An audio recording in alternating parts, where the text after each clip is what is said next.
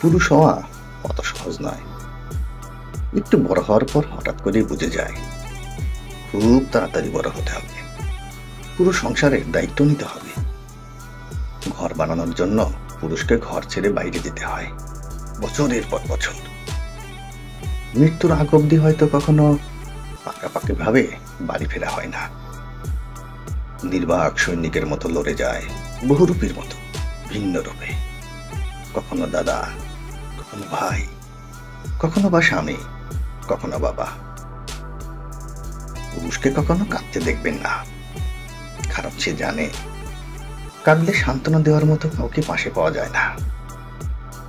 ভিন্ন কারণে যদি স্ত্রীর সাথে ঝগড়াও হয়ে যায়, সে হয়তো চুপ থাকে বা একবেলা না খেয়ে থাকে, তবুও তার কোনো বাপের বাড়ি হয় না যেখানে গিয়ে সে তার অভিমানটা প্রকাশ করতে পারবে। যত শিক্ষা ডিগ্রি থাকুক, পুরুষের সম্মানটা তার উপার্জন এবং মূলধনের উপর নির্ভর করে। পুরুষটা সমাজ, পরিবার, সম্পর্কের ভিত গড়ে তোলে, অথচ তাদের আবেগ, সংগ্রাম, স্বাস্থ্যের কথা অনেক সময় উপেক্ষা করা হয়। পুরুষের ত্যাগ, দায়িত্ব, ভালোবাসাকে সম্মান জানাই।